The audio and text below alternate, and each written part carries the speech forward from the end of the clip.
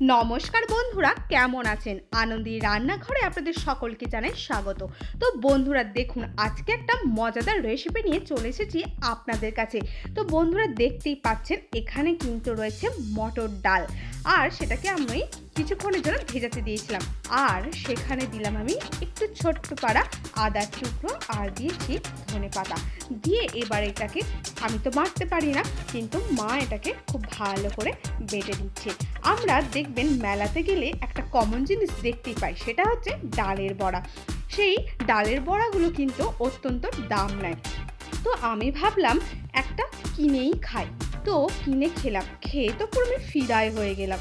তো ওইটুকু খেয়ে আমার মনটাই পোষালো না, তাই ভাবলাম যাই বাড়িতে গিয়ে আমি একবার ট্রাই করে দেখি।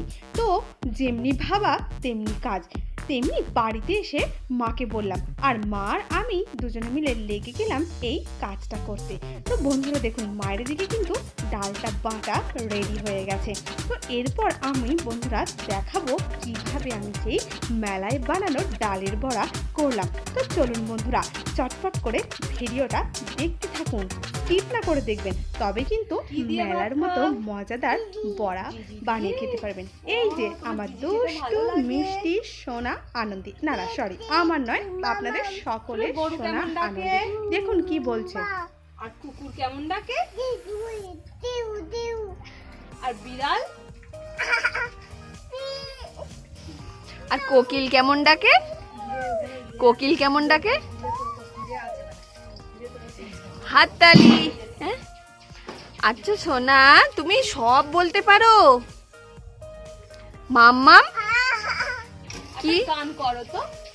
এই কোথায় গিয়েছিলে মা? তুমি বলো, কোথায় গিয়েছিলে? কাদের বাড়ি গিয়েছিলে? মামা বাড়ি গিয়েছিলে? আর মামাদের বাড়ি কে কে আছে? আর কে আছে? হ্যাঁ, মামি আর বৌদি আর দিবা,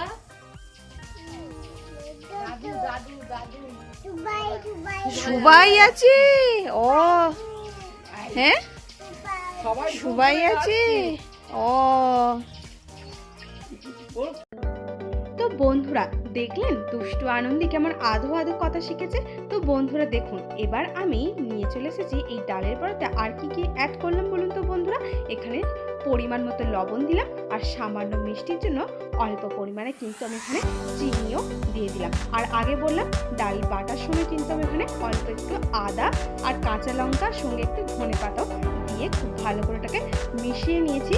তারপর এখানে আমি দিয়ে দিলাম কি লবণ, আর দিয়েছি চিনি। তো বন্ধুরা ডালটা কিন্তু খুব মিহি করে বাটবেন না, ডালটার মধ্যে অল্প অল্প মানে টুকরো টুকরো কিছু থাকবে, সেই রকমের হালকা বাটাবে, তবেই করকরে ভাবটা খুব ভালো হবে। তারপর খুব ভালো করে মিক্স করবেন, যত ভালো ফেটাবেন তত নরম হবে। তারপরেতে আমি উনুনটা জ্বালিয়ে নিলাম, আর কড়াইতে তেল গরম হয়ে গেলে বড়াগুলো বসিয়ে দিলাম। তো বন্ধুরা আপনারা বাড়িতে কারা কারা এইরকম ডালের বড়া বানিয়ে খেয়েছেন অবশ্যই কিন্তু কমেন্ট করে জানাবেন। আর কাদের কাদের এইরকম মেলাতে গিয়ে ডালের বড়া দেখলে খেতে ইচ্ছা করে, তারাও কিন্তু অবশ্যই কমেন্ট করে জানাবেন। অত্যন্ত সহজ এবং অল্প খরচে কিন্তু এটা মজাদার একটা খুব ভালো স্ন্যাক্সও বলা যেতে পারে। তো বিকালবেলা এটা খাওয়ার পর তো খুবই সুন্দর। তো বন্ধুরা দেখুন আনন্দী আবার কি বলছে, এদিকে আমি ডালের বড়া রান্না করছি আর আনন্দী ওখানে কত কথাই না বলছে।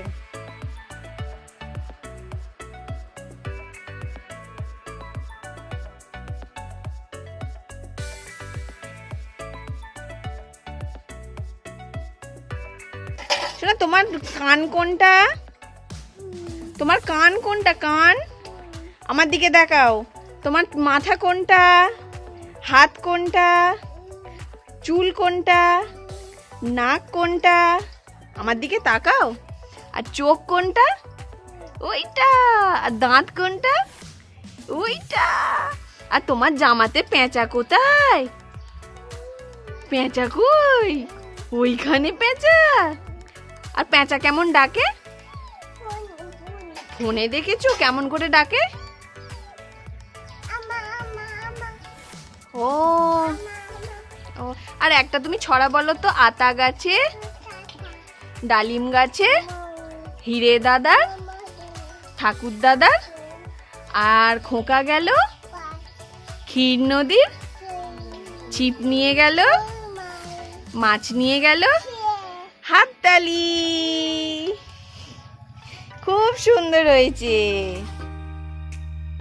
তো বন্ধুরা দেখুন, এদিকে আনন্দের ছড়া বলতে বলতে আমার এখানে অনেকগুলো ডালের বড়া ভাজাও রেডি হয়ে গেছে। আমার তো দেখে বেশ লোভ লাগছে। তো বন্ধুরা দেখুন দুষ্টু আনন্দের কাণ্ড দেখুন।